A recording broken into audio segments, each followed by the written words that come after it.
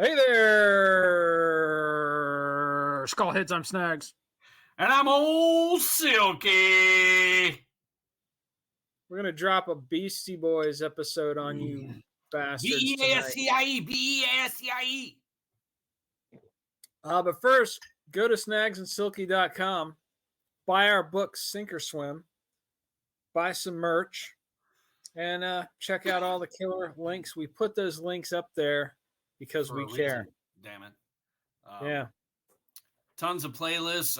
We submitted 3 or 4 playlists for this one. You'll have a It's Time to Get Ill. Just a good run of all the Beastie music. Then you've got the Adam Yauch mixtape, straight from the horse's mouth. And Tell them what that is. Tell them what that is. So, coupled with that is a massive soundtrack to the book. But tell them what the Adam Yauch mixtape is, man. In the book, the Adam Yauch mixtape, apparently the guys putting the whole book together, towards the end, they give you this just rundown of their favorite cat. Adam Yauch really was the glue. Just such a special cat, and they just kind of talk to you about the music he liked, and they give you a list. And I just grabbed all that up and made a Adam Yauch mixtape for you. And then we didn't discuss it. There's a Danceteria thing, again, something that the Beastie Boys put together. Some of that's just not really what I would listen to, but I threw it in here. Not everybody has the same taste in music. As we'll explain, Danceteria was this club where all these cats used to hang out. We actually mentioned it in the interview with Bernadette Seacrest. Yeah. Because she used to hang out there, and she knew the Beastie Boys from there, and she met Lemmy there. It's this little scene, but it was very eclectic. All kinds of punk rockers and hip-hop cats and new wavers, and everybody would just kind of mingle at the Danceteria in New York. And so so Beastie Boys did a playlist of all the kind of stuff that people would be listening to there, or people that would be hanging out there. And Silky recreated it. That playlist was on iTunes, right? Yeah. No, Silky. It's on both. Well, the one that you sent me was on the Snags and Silky Show channel. So I had to recreate that from the iTunes thing. Yeah. It was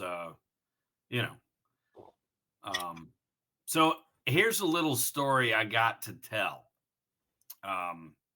So the Young Aborigines were an experimental punk band in '79. Mike D. Diamond on drums, Jeremy Chiton on bass, John Barry on guitar, and Kate Schellenbach would join later on percussion. So Jeremy moves out of New York in July of '81. Enter Adam MCA Yauch on bass, and they become the Beastie Boys. John Barry leaves soon after, and they get Adam Adrock Horowitz. And with the exception of Kate, they would have this lineup until the end. Yeah, and this version of the Beastie Boys with Kate still in the band was a punk rock. They were a punk rock band. Yeah. So in '82, they put out Pollywog Stew, consisting of like 8 really raw punk songs. Most of them are under a minute and a half. This was a 7-inch EP. It had the song Beastie Boys, Transit Cop, Riot Fight, Egg Raid on Mojo. The longest track on there was a song called Jimmy, which was about 2 minutes long. But just straight hardcore punk. What's funny when I listen to Pollywog Stew if you remember playing the video game Cubert, and when Cubert would get injured in the game, he would kind of do this mush mouth voice. And when I hear Pollywog Stew, I just picture Cubert singing, because they just sang in a real gravelly, grumbly voice. But that's just my twisted mind, I guess. Well, there you go. I was, even back then, this tape, I remember hearing this tape probably 83 or 84 as a punk band, because there were this kid in the neighborhood, his older brother was the first one into Iron Maiden, all the punk stuff he had. And I remember Pollywog Stew, but I did not make the same correlation that it was the Beastie Boys till years later, There you go. So anyway, I guess I'll keep going. Do you have anything to add there? Or? No, keep on laying it down for these cats. So the Beastie Boys would play in a supporting role. They would open for bands like the Bad Brains, the Misfits, Reagan Youth, the Dead Kennedys. They played at CBGB's, A7, Trudy Hellers, and Max's Kansas City, to name some of the local famous band Let's bars, hit the pause. clubs. Let's hit the pause button for a second and put a spotlight on one of those bands you mentioned, Bad Brains. Okay. We will eventually do a Bad Brains episode, but that was a hugely influential punk band. Basically, between them and Black Flag, those two bands created, one on the West Coast, one on the East Coast, created the genre of hardcore punk. You had classic punk, which was, 3 chords and safety pins in your cheek and, Johnny Rotten, Sid Vicious kind of thing. And then hardcore was less of the posing, less of the mohawks and blue hair, although, there were still elements of that in hardcore, but it was more just dudes and chicks too, I'm sure, in jeans and t-shirts, just playing as fast and as hard as they could. Yeah. And it was kind of a reaction to punk rock turning into new wave. The record companies got a hold of punk rock and fucked it up, moved it into Flock of Seagulls territory, and the hardcore punk scene was like, fuck that, we're going to play faster and louder. And Bad Brains were a huge influence on the Beastie Boys. They even, the reason they chose the name Beastie Boys is because it had that double B thing and it reminded them of Bad Brains. And Adam Yauch eventually produced a Bad Brains album later on. So you can't underestimate the influence of Bad Brains on Beastie Boys, even though the genres they're known for are a little bit different. Yeah, Bad Brains, Misfits. I would say the Ramones too, just as far as plug-in and rock. And then I think what happened is the Sex Pistols came in and brought with it image conscious, much like Kiss bringing the stage show to rock and roll, where, hey, the music's good, but let's give these people something more. You know who really brought the stage show to punk rock though was the Misfits. Yes. Yeah. They really brought the stage show. That's kind of what I was actually going that way. But anyway, so while they're playing a gig for Philip Pucci's birthday, during which a film called Beastie was shown. This was a concert film of the Beastie Boys. Now, like a minute clip of that is in Skills to Pay the Bills video that was shown much later, well into 92, 93. And you can find that on YouTube. But so they're at this gig, and the opening band was The Young and the Useless, which featured Adam Horowitz. And so that's kind of where they get Adam into the band after uh, Jeremy leaves, or John Barry, after John Barry leaves. So then they put out Cookie Puss, and this comes out way before the Jerky Boys. The Jerky Boys really took everybody by storm in the early 90s with these prank calls. Well, the Cookie Puss EP came out in 1983 on Rat Race Records, and basically it's a prank call to a Carvel ice cream store. And growing up in Maryland, you had these low budget Carvel ice cream commercials that would come on during the holidays, and they'd have like this sea monster thing that was called it was, I forget, but they had Cookie Puss, which was a big chocolate chip cookie in the shape of like a goofy octopus, and they sold this very popular. Their ice cream and their ice cream cakes were amazing, but it was a northern thing. And then I guess they just would call up, and I mean, if you're not familiar with the song, it's pretty funny. But so that song, they put that out, and it was just kind of a prank. They're still just having fun, and I don't think they really had a direction of what they were going to do or where they were. They were just going out every night to the clubs, hanging with their crew, just enjoying being young. And so Cookie Puss really took off. What's funny is on that EP, there's a song called Beastie Revolution, and British Airways used a portion of Beastie Revolution in a TV ad. And so the Beastie Boys get a lawyer, and they successfully sue British Airways for $40,000. And this money went to renting an apartment at 59 Christie Street in Chinatown. Now that is preserved on Paul's Boutique at the end. That B-Boy Bouillabaisse, there's a 59 Christie Street. So it's, forever preserved. But this was crucial. This became their mecca to rehearse and record. This was a big moment for them to get this apartment and have the kind of money to actually do something. So then their next single is called Rock Hard, which sampled Back in Black.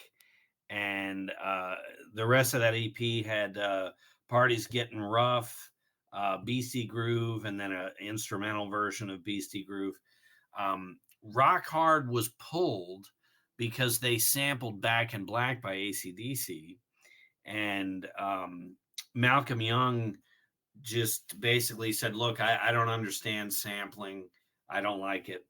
And they actually call him, and they personally asked him if they could include this track on an anthology called Sounds of Science, which is a great collection. But they were denied. Malcolm Young said, hey, nothing personal. I don't understand sampling, and I'm not going to allow it. Well, they were basically asking him, I don't think they were offering him a lot of money, and he basically, and this is all. There's this giant book, it's the Bible of the Beastie Boys at this point that the surviving members put out called the Beastie Boys book, and I'm pretty sure the story's in there. And he's like, "It is. Well, I'd have if I give it to you, I'd have to give it to everybody, right?" So it's so silly. yeah. That Sounds just should like be Malcolm out. Young, by the way. No, it did, spot on. But The thing is, though, when you go to our website, you'll be able to listen to Rock Hard because it is on YouTube, and we will put the link. yeah, I would do that. I really wished I could have tacked it in there, but none of that is on Spotify. Yeah, it's not officially released. So then, so they in the early '80s, you had Beat Street 1 and 2, Wild Style, all these movies that were vehicles for the whole hip hop scene. And Crush Groove is, I remember liking Crush Groove. Beat Street was okay.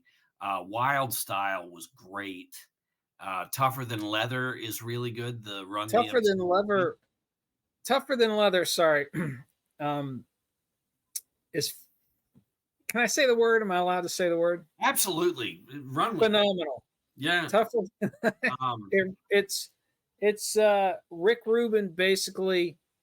He brings up Run DMC and makes them into stars as this killer hip hop group, and and the um, Beastie Boys are in that. And it's funny. basically writes this movie. I'm not sure if he actually wrote it or not. I'd have to look at the credits again, but gets this movie made, and it's a drama, and it's basically like those black exploitation flicks of the '70s, except this is made in the early '80s. And Run DMC are the badass Yeah. stars, and it's a really good movie. It And the actually Beast, came out in '88, and yeah. it's Okay, got '88, everybody in yeah, it. Yeah. even lamer era for cinema, and it Yeah. was a kick-ass '70s style action movie. And there is a scene with the Beastie Boys in it, and Yeah, the and plan.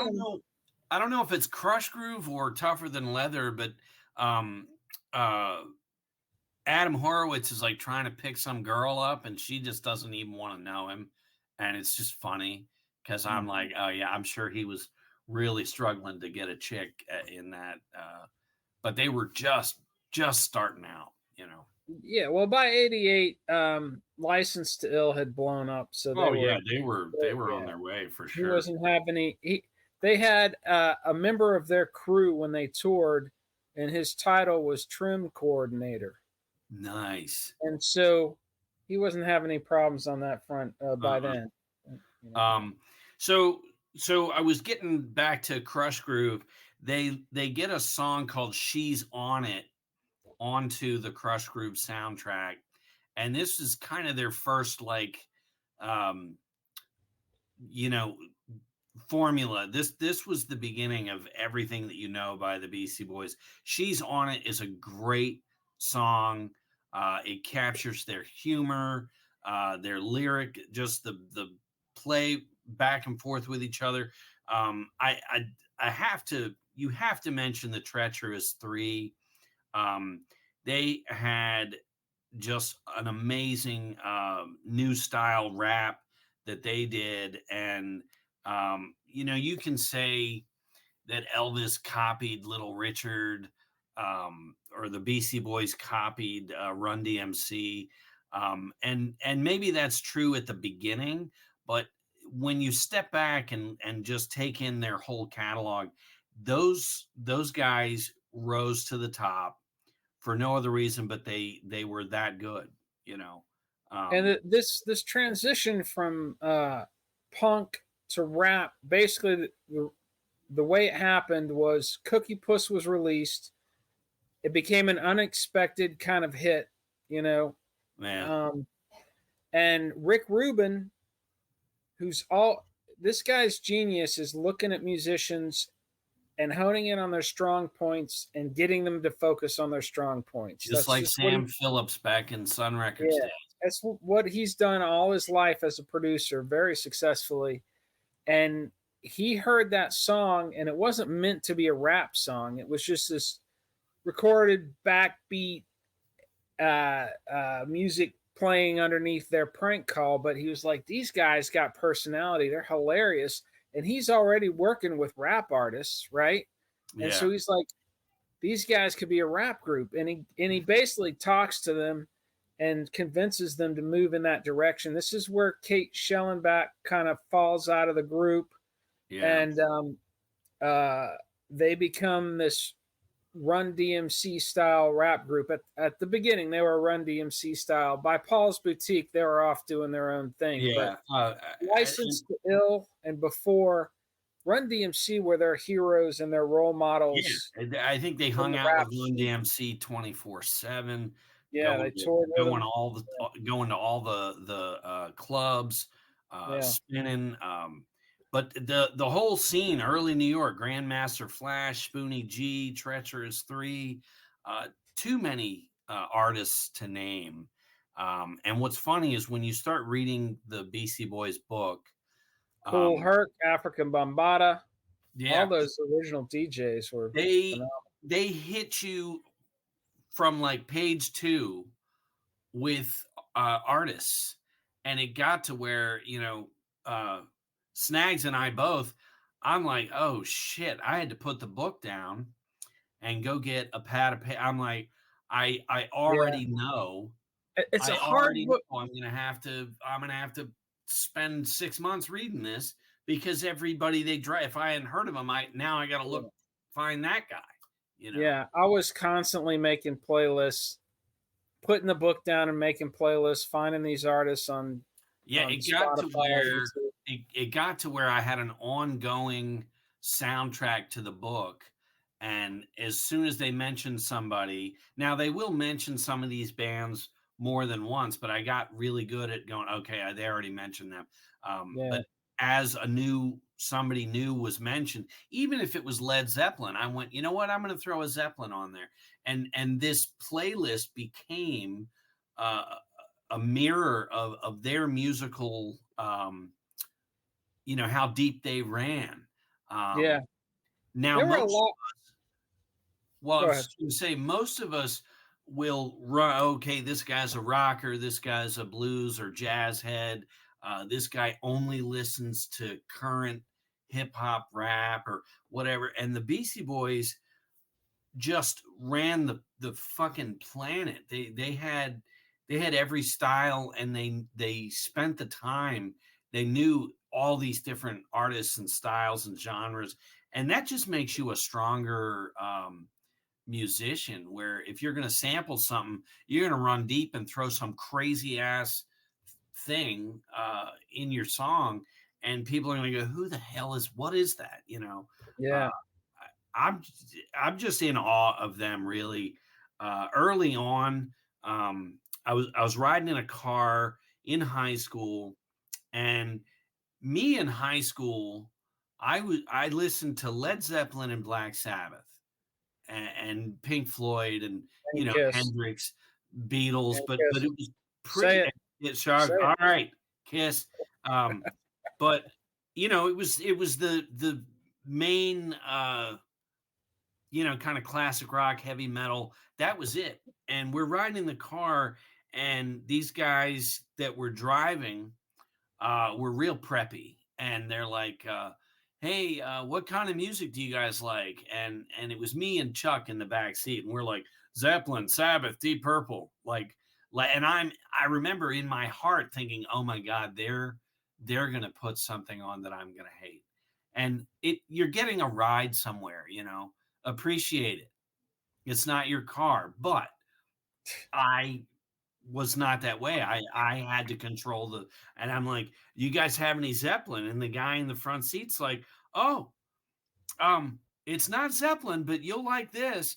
And he puts She's Crafty on, and they sample the ocean. And so you hear that, and we're like, "Oh, awesome." And then it goes into She's Crafty, and we're just like, ah, just, Rap melting. music.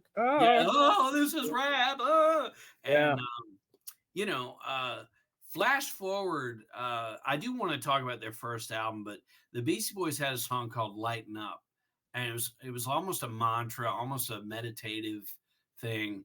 And they're Better saying, lighten up. Better "Lighten up, lighten up. look, gotta Better lighten up lighten up right now." right now. And when I Yeah. heard that song, I worked at Tower at the time, and I was still pretty much a staunch. It has to have screaming guitars That or was off of Check Your Head. check your head. Yeah. It has to either be blues or heavy metal for me at that time. And I heard that song, and it got in under the radar, and I was like, "Damn, I need to lighten up." Like I actually heard what they were telling me. Like, Yeah. bro, you have to breathe. You're so uptight. You're Yeah. carrying all, and I had to just let that out, and it opened me up. I have to give the Beastie Boys, they really made me branch out into a lot of different styles of music. To this day, I don't think I would have ever even given the chance to listen So to. my Beastie Boys story is, I first heard them in high school, and there's a station in Atlanta we all used to listen to, 96 Rock, and again, it's basically classic rock and cheesy 80s heavy metal. Yeah, Then they started playing this rap group, and you'd hear on 96 Rock some of these songs off of License to Ill because they were infused with rock and roll guitars, yeah, um, Fight for Your Right to Party, No Sleep Till Brooklyn, yeah. because Rick Rubin saw, we're gonna these guys gonna be rapping over guitar riffs. It's the And same formula as having Elvis sing Little Richard, where oh, what if there was the white kids started buying this music? So Rick yeah, Rubin, what if we got some preppy white kids to sing this rap stuff? And I don't and know if I can't that, say that that was his motivation, but that it's almost the same formula of I'm just sure it was. That was definitely his. putting And in that comparison, when they came out, when License to Ill hit and became this big hit album, that comparison was all over the place in the music press. yeah. But anyways, so that's when I first heard them, and I didn't buy the album. I thought it was, it was okay. I wasn't really. I could take it or leave it. Yeah. Um, I had friends in high school who loved Run DMC. I remember same thing, driving in the car, getting a ride, and a friend of mine's like, "You got to check out the new Run DMC album." Uh-huh. And it's okay. And then they did the down on, you ain't seen nothing until you're down on a muffin. Right. Yeah, walk Walk this this way. way with Aerosmith, Uh-huh. and that I think was, that kicked the door wide open where yeah, white yeah. kids were like, "Okay, I gotta check this rap And shit out." that was another Rick Rubin brainchild, that song. And Yeah. so they were on my radar, but they weren't at the top of my list anywhere. You fast forward to 1989. I'm in college at that point, and there was this dude there who was kind of like my big brother. I was I guess 20 at the time. This guy's in his early 30s. Musically, he was into all kinds of shit. And I was the same thing with, like, where I was mostly rock and roll, punk rock, indie rock, but it was all ended with the word rock. But you were And almost concerned at what someone else might think if, God forbid, you were listening to listening to rap the music, yeah, right. Mahavishnu Orchestra or Well, something. one day we're talking about music, and he had his Walkman on. I'm like, dude, what's you listening to? And he pulls out two cassette tapes. One is 3 Feet High and Rising by De La Soul, and the other one is Paul's Boutique. And I'm like, oh, rap music? And he's like, yeah. And I'm like, is it? Are those good albums? He said, man, they're awesome. And I'm like, the Beastie Boys? Aren't they kind of like this cheesy comedy act kind of thing? He goes, no, man, you got to hear this new album. It's Uh-huh. amazing. I went straight to Wax and Facts, which was our local indie record store, and I picked up 3 Feet High and Rising and Paul's Boutique, and I was sold, man. So I yeah, listened to Paul's Boutique and that's it. mind blown. It's such a good album. But so real quick, License to Ill, they had 7 singles. That album came out in 86. So before that, all you had was She's on It, uh, with Slow and Low, which Slow and Low ended up on License to Ill. And then the reissue in 87, it was a 12-inch, also had Hold It, Now Hit It, which is also from License to Ill. But 7 singles from that album. When your first album comes out and you're able to crank out 7 singles from it, that's the record company coming back going, what else you got? We got to hear. So it had Hold It, Now Hit It, Paul Revere, New Style, Fight for Your Right to Party, Brass Monkey, No Sleep Till Brooklyn, which I always feel that's a dig at No Sleep Till Hammersmith. Praise Lemmy, I said it. And then Girls was the last single. So Fight for Your Right was a direct dig on the frat boy fans that were at the shows. These guys would go on to worship Hootie and the Blowfish. I really hate them. I think there was a little bit of frat boy. I think they were into that attitude a little bit. Well, They yeah, say, but they were trying to get. It was like a total dig on those guys. I don't think it was. I think And they were then it trying to get. backfired, though. You know. I think they were trying to get away from that later. They Yeah, but basically this they song was were. like making fun of them, and then it became a I fucking think they anthem. were those guys. I think they were those guys, and it was just Indirectly, them. sure. It was them being dumb and stupid and young and drinking lots of beer. They had on the License to Ill tour, they had somebody on their crew who was the trim coordinator. They were those guys, Yeah. and then it just seemed all kind of empty and meaningless after a while. And they used to be part of this indie punk scene, and they really got away from that with License to Ill, and they became this kind of just party band. And I think that was them just coming down from that and going, "Hey, what are we doing? Let's back up from this a little bit." But I don't think it was a direct dig or satire. I think it was them being them at the time. You know? Well, they say in the book, sure they do, but that that's this they're not being was, honest. but like you say, you can't. You That's wrote the them lyrics. retroactively justifying. Yeah. So then Paul's Boutique, and we talked about that, is referenced as being the hip hop Sergeant Pepper. Although, Outkast has some amazing records. That's another amazing band that really managed to get music and the rap in there. But I have to say I love Outkast. Their cardinal sin is they brought singing into rap music, and now everybody's just got some female vocalist singing on what's supposed to be a rap song, and that's Outkast that started that shit. But I listen to Beastie Boys more than Outkast by far. So I'm voting for Paul's Boutique being the Sergeant Pepper. It's amazing, and the Dust Brothers helped really bring that together. It's just a mixing pot of funk, soul, rock, and jazz. I just don't know that anyone else was doing that, and the next few Beastie Boys albums would continue to kind of explore that kind of mellow funk soul vibe that was just monumental. And they started Paul's Boutique is a unique album because it was before there were a lot of laws that got put in place due to sampling on hip hop records. And Paul's Boutique is one of the most sample packed records ever made. And a lot of that is because they didn't have to pay for a lot of these samples because of how the entertainment law was set up at the time.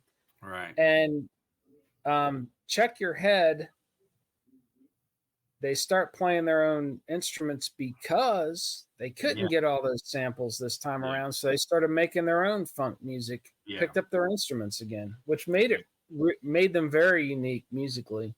That, and just seeing them live on the Check Your Head tour and going to the Omni, and they're out there and you look around and the place is packed. The entire arena is packed. And I remember going, holy shit, look at how many people like rap music. And I was 18, naive, whatever.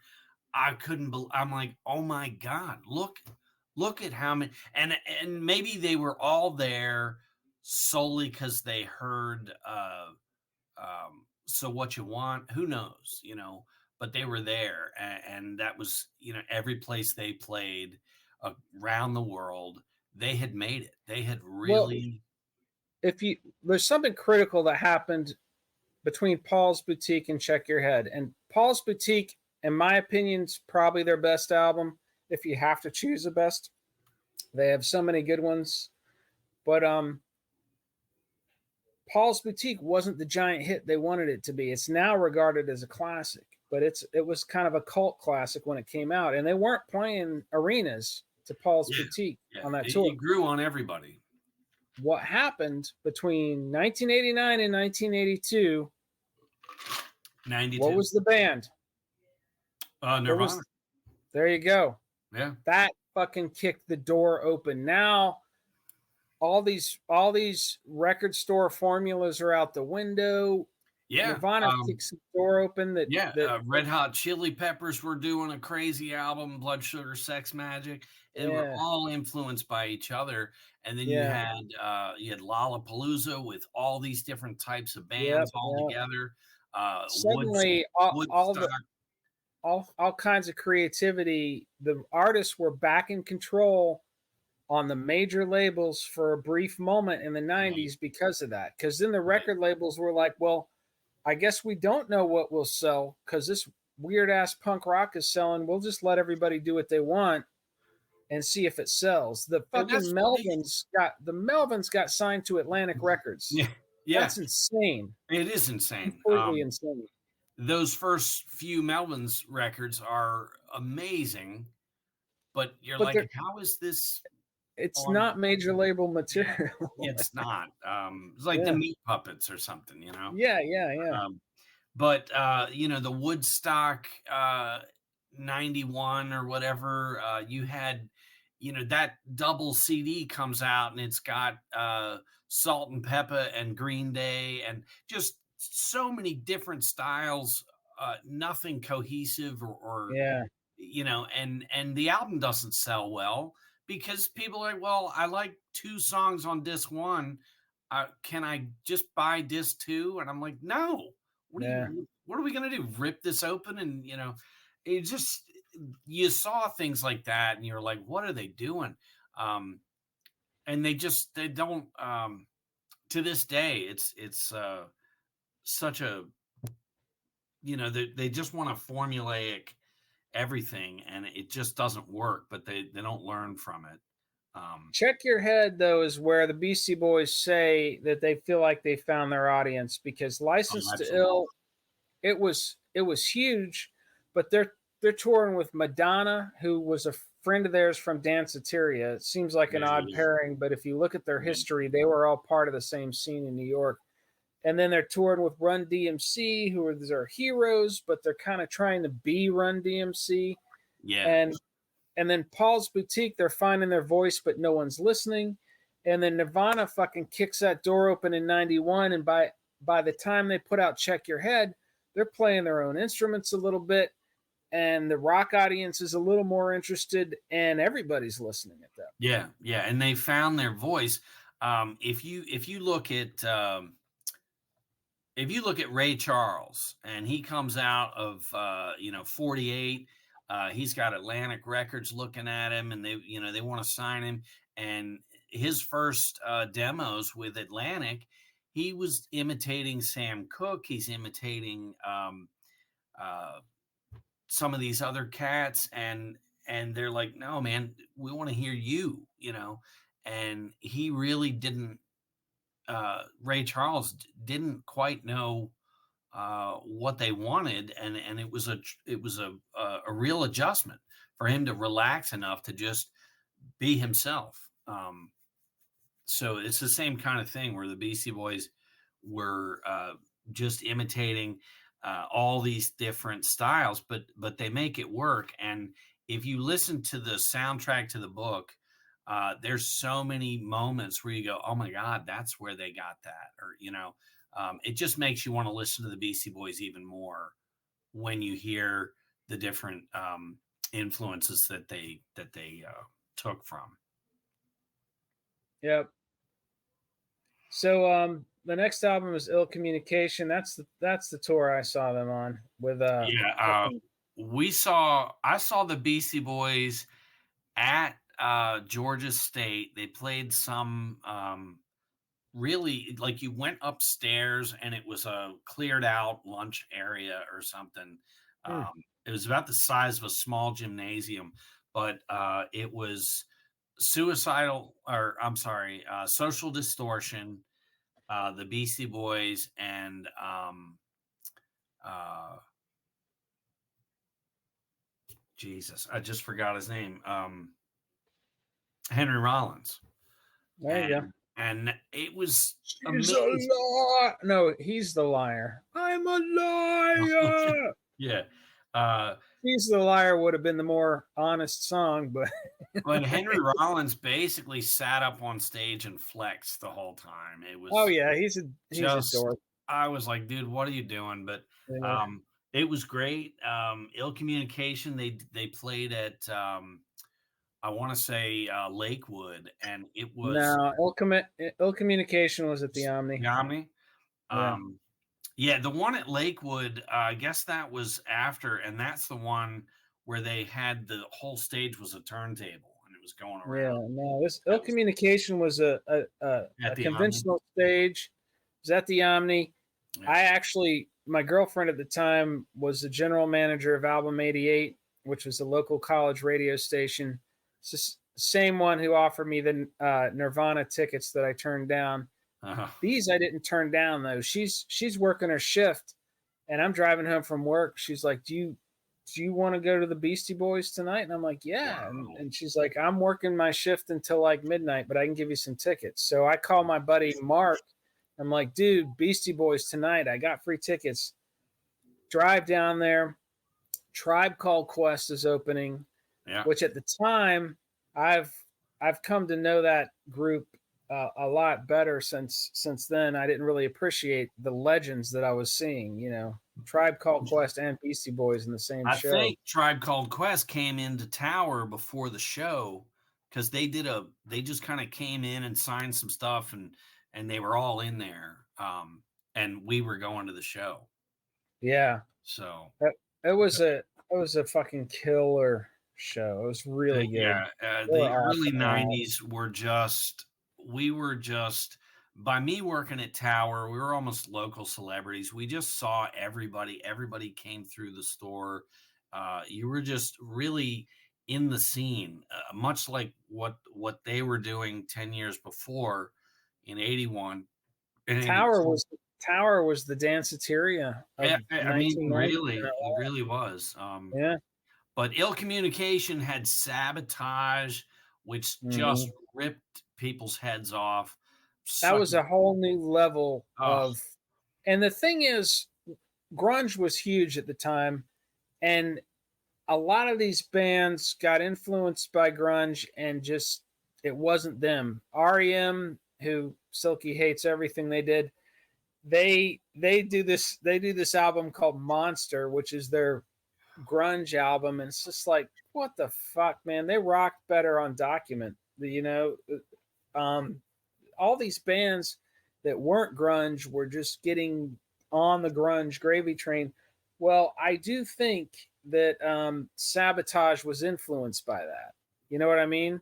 yeah, There's this everybody was doing the heavy rock thing, but the Beastie Boys adopted it in a way that was still them, and that took them to another level, man. And well, my when that I album went heard triple Sabotage, I platinum. was like, holy Yeah, fuck. and the video's hysterical. And the video is great. And Sure Shot, Get Yeah. It Together, Root Down. They were on fire. They were Yeah, just, you couldn't touch them. You really couldn't. that was that. I think Paul's Boutique, Check Your Head, and Ill Communication is their hat trick as far as just perfect albums. Yeah, well, I mean, I would take that. Then they did a couple of Root Down is kind of like a greatest hits EP, some live stuff, and When then did they do the punk rock EP, the Il that's Diablo Aglio e Olio is 95. That's 95? Yeah.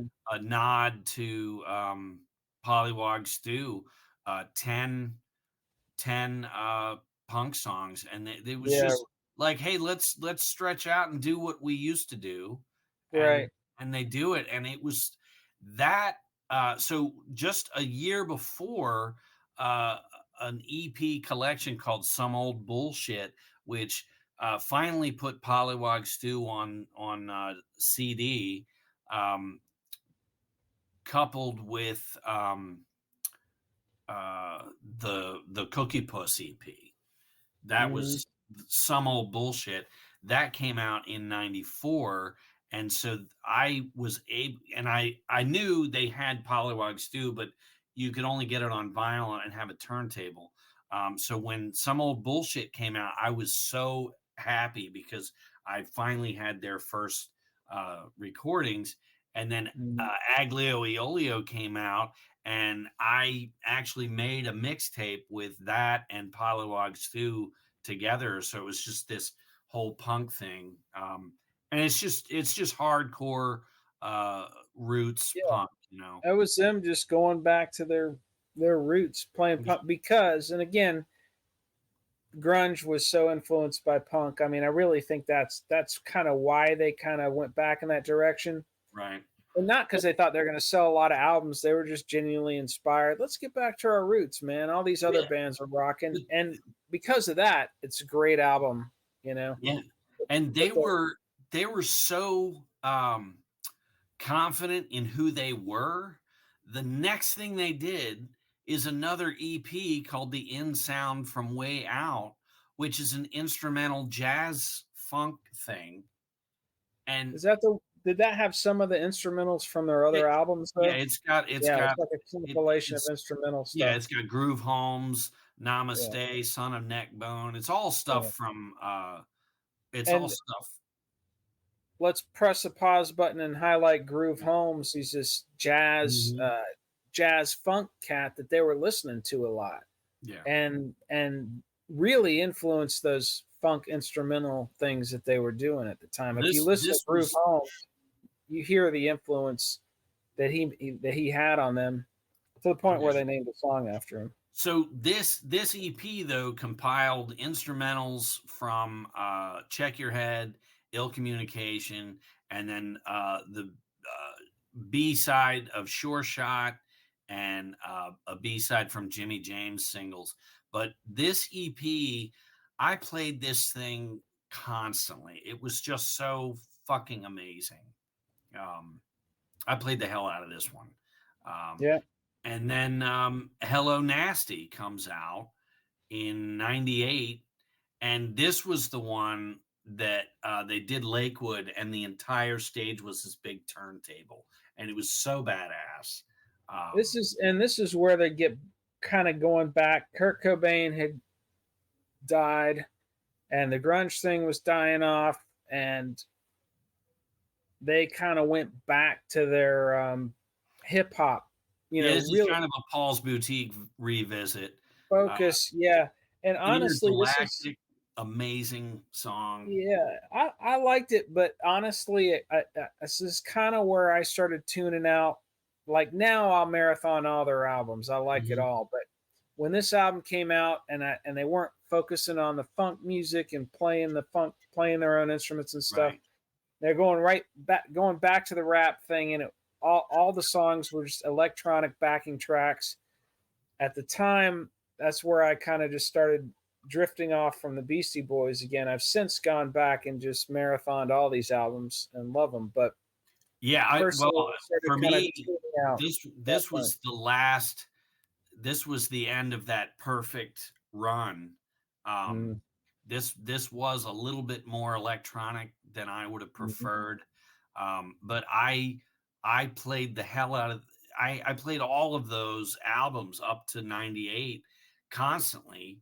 Um, I can't say who I got into in 98, but I remember just kind of going off. I Who started was discovering stoner. I was missing the guitars because yeah, after grunge got out of style, everybody was going back to synthesizers and drum machines and electronic this and electronic that. And I was like, but what about the guitars? And that's when I started discovering Nebula and Zeke and all these kind of uh, bands that were that were at the forefront of the whole stoner rock thing. Nebula more so than Zeke. Zeke was kind of like redneck hardcore in a way, but um, I started kind of going down that road, and I think I discovered this band called Unita, and then I realized, oh, this is a lead singer. He was in a band called Caius, and started going down that stoner rock road around that time Right. because that's where the guitars were, you know. So there was a stretch there where they kind of just I think after Paul's Boutique, it didn't really hit, and Adam goes out to California, and he's in this Dating Donovan's daughter, Ione Sky. but he was in he's in this TV movie about a rich kid who does drugs, and just the total cliche thing, um, and the band all but broke up. Really, they just kind of, I'm going to go do this movie, and everything kind of took a odd turn, and then Adam Yauch just comes out to California like, hey man, let's and he, in a sense, just got them back together. They're all living in this place out in California.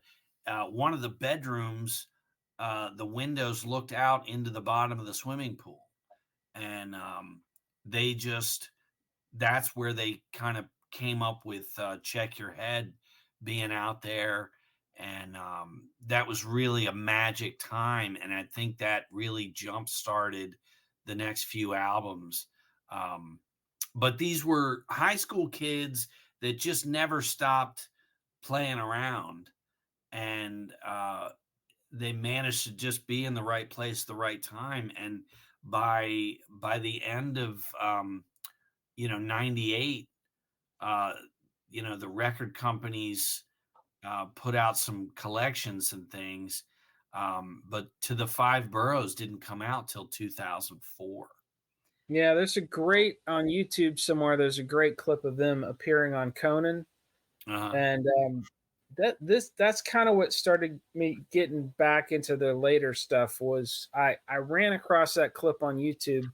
They're promoting that album, and they're just totally back. It's almost back in License to Ill mode. They got the Yes. sideways baseball caps, and they're just the banter and everything. They And could wear any t-shirt and people were like, "Ah, man, I want to dress yeah, they wore so many just costumes. Like they were yeah. obsessed Well, with it was costume. just fun. They were just Yeah, having fun. And this exactly. interview, they're just totally having a blast.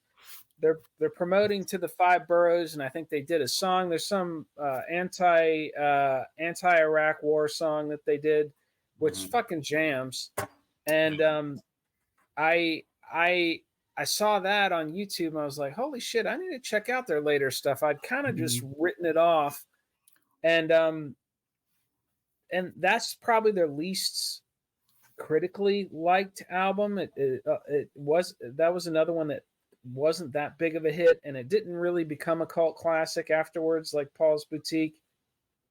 Well, But that got me back into it. what's You know? interesting with To the Five Boroughs, we were just discussing, well, I'm not sure why I stopped listening to them, but they didn't put an album out for 6 years. Yeah, that's one So reason. so Yeah, that, to me, that's a huge, if they had come out in 99 with another album, I'd probably be able to tell you about it, cuz at the yeah, time I was obsessed with them. But 6 years, and it's like a TV show.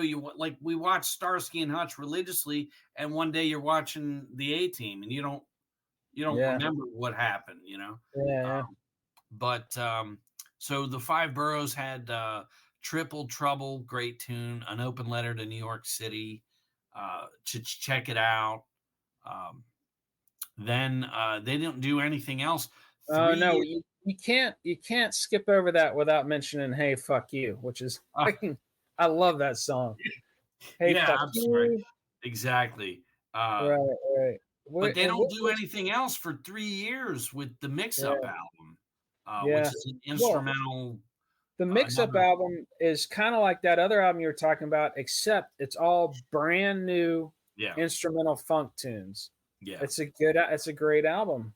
And then And they had 13 tracks, but then they did another 6 songs, the mix up bonus tracks EP, um, which I would just put that all together, yeah, one big record. But that had Electric Worm, Off the Grid. Just that was, I played the shit out of that.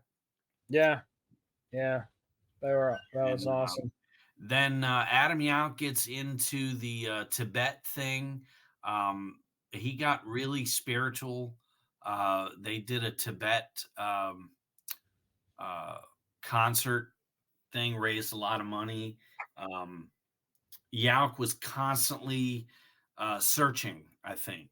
I don't want to say a tortured soul, but just so Well, creative and the just so brilliant, the story behind that is he was cruising along, and I think this was probably like still the License to Ill era, and it's probably what shifted their focus musically too, away from just the frat boy thing. He's cruising along in his Camaro or whatever, strip between L.A. and Vegas, I think it was, and he sees these people car broken down, and he pulls over to see if he can help them, and it's like Paul Anka or one of those uh, uh, has been stars on the side of the road.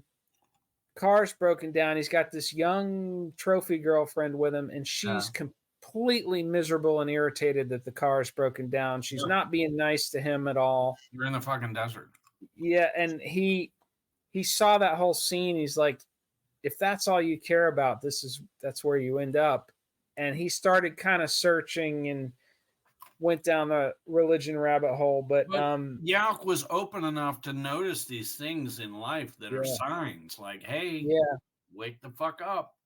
and uh, it did get them out of that musical formula, the frat boy musical formula thing, and they ended up creating some really interesting music.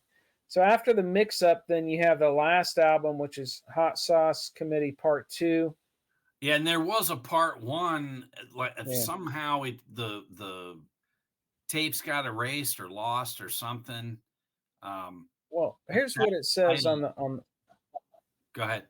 the wiki. It says um, it was originally planned to be released in two parts. Hot Sauce Committee Part One in 2009 was going to be released, and then it got delayed because That's right. Adam Yauch's cancer Right. diagnosis. After a 2 year delay, only one collection of tracks, Part Two, was released, and the plan for a two-part album was abandoned after Adam Yauch's death. So it sounds like they were trying to record enough tracks for like Yeah, two, another epic. Use Your Illusion one, Use Your Illusion two, kind of, and Mm. then he gets cancer and they can't put it all together, and they just decide to call it Part Two and Um, the release the it as Beastie one. Boys book is just this great kind of no direction, but a direction where they're just throwing memories of different things, and it's all such a great time. And then they can only go so far, and then they really sum up. And then Adam Yauch got cancer and died, and you can tell that they're like, listen, we're not going to discuss that. Yeah, that's the one thing, and I totally understand. But when I read that I book, love that that's how they yeah, sum that up. I really wanted to know that story, about how it Sure. happened, and they do not.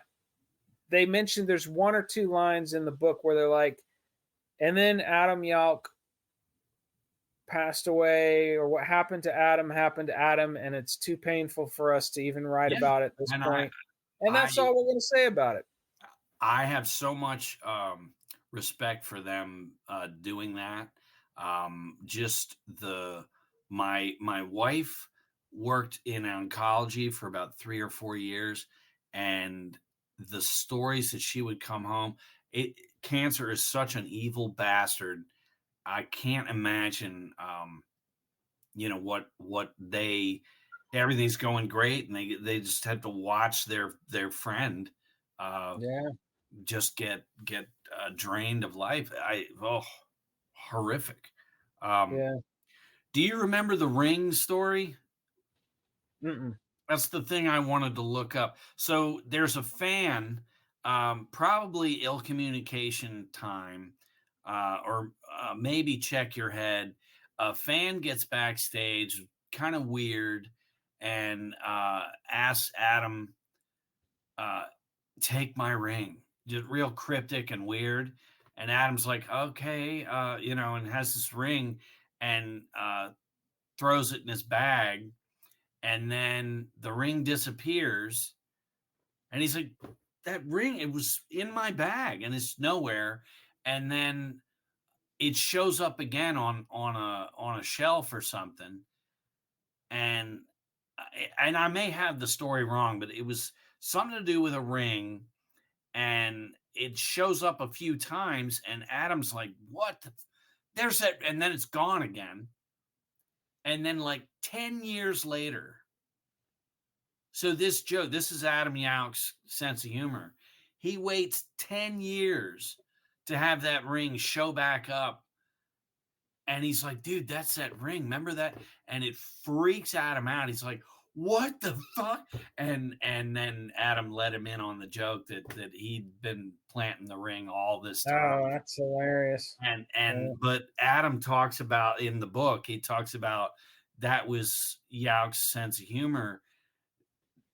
Who else would play a joke out that long? You know, Yeah. And uh, there, one of the things he did right before he died was he directed this video fight for your right revisited or something, yeah, where with Seth Rogen, and yeah, I'm gonna see if that's on um it should uh be. on YouTube. We'll put that on the link. Yeah, Yeah, it's a half an hour film with Seth Rogen and some other cats playing the Beastie Boys yeah. And at first you in, think it's them, and then you go, wait a minute, in that's the not. video. It's Yeah, it's funny. yeah, it's interesting. We'll link that. But it was just basically Adam Yauch parodying the younger version of Yeah. himself and his buddies. The Definitely worth last the look. the last thing chronologically after Hot Sauce was a thing called Beastie Boys Music. So this had come out. You'd had Golden Hits, which was just a greatest hits thing. But so they'd put out the Beastie Boys, the book. This is music, which is just another collection of just the whole, stuff from all the albums. And it's a good rundown, stuff from Hello Nasty, Hot Sauce, Ill Communication. It just really, it's, I believe it's the only collection that has something from all the albums. So that's kind of fun if you don't have anything else. But I would tell you to just listen to our Time to Get Ill playlist, Yeah, listen to that and because listen to that'll all give the you other everything. playlists. Crank Yeah. it up and hit random. Oh, so a couple other things we have to mention. They had a magazine for a while, Grand Royal magazine, I think and they it had a was boutique up in New York with all yeah, the I think different they did. clothing. They had a store Yeah. and Grand Royal. They had a label, record label, Grand Royal Yeah, and they Records. signed Kate's band. Yeah, what was that 'Cause they band? lost touch with her. They Yeah, lost touch with her, and sadly, it just kind of happened. And um, Adam Horowitz always felt like, man, we really, I don't know that she was kicked out of the band, or it just became well, more she wasn't painful. part of Rick Rubin's vision to transform them into the Yeah, white Run DMC. think she just kind of got slowly faded. But She felt kind of phased out. That's official. But yeah, but she was yeah, in a band called the Luna Chicks, um, no. Kate and then Schellenbach, Luscious Jackson was the Luscious band. Jackson, yeah. Yeah. And I That remember was the band that was having that on Grand first run Royal. and just not really. It's Yeah. like, yeah, That but but Luscious Jackson was on Grand Royal. Yeah. Sean Lennon, when he decided to make his first solo album, which again, I don't know, I'm sure I've mentioned this on some previous episodes, but look up the Claypool Lennon Oh, Delirium. that's great. Les Claypool and Sean Lennon. Even if you don't like Les Claypool's other band, what went on his Big Brown Beaver band, what are they called? Primus? Primus, right?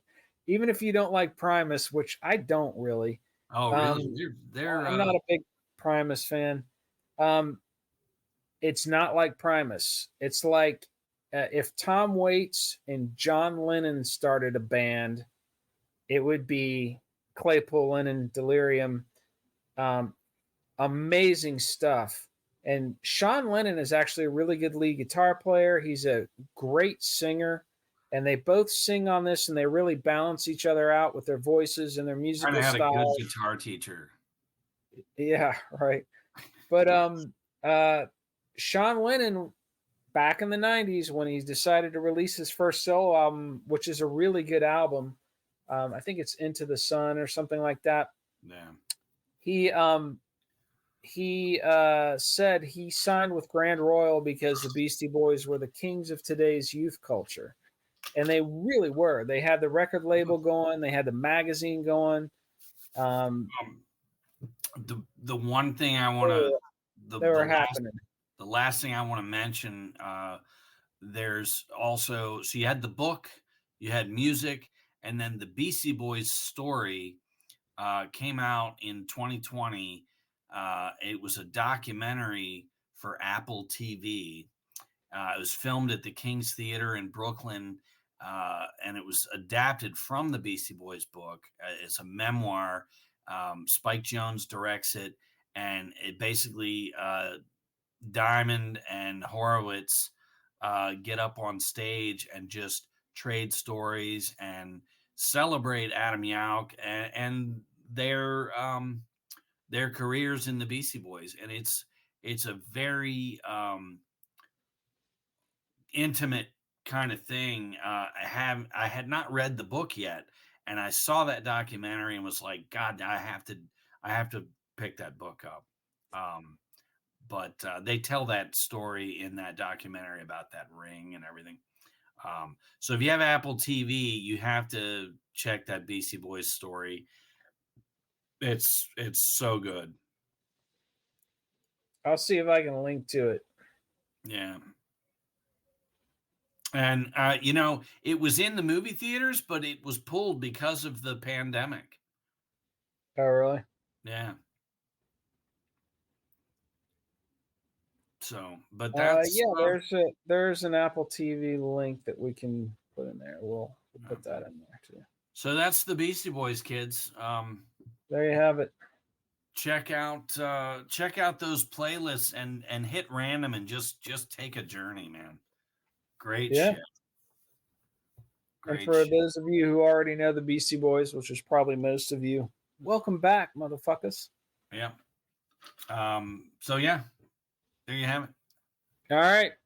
Anything else before we kick these fuckers to the curb? Get back to our life. Buy the mugs, buy the t-shirts, go on. Buy the book, Sink or Swim. It's fucking Yes. hilarious. Nobody will listen to us, but it's Go really on fucking funny. snagsandsilky.com and Yeah. listen to the playlist. Tell 3 people to check out a show.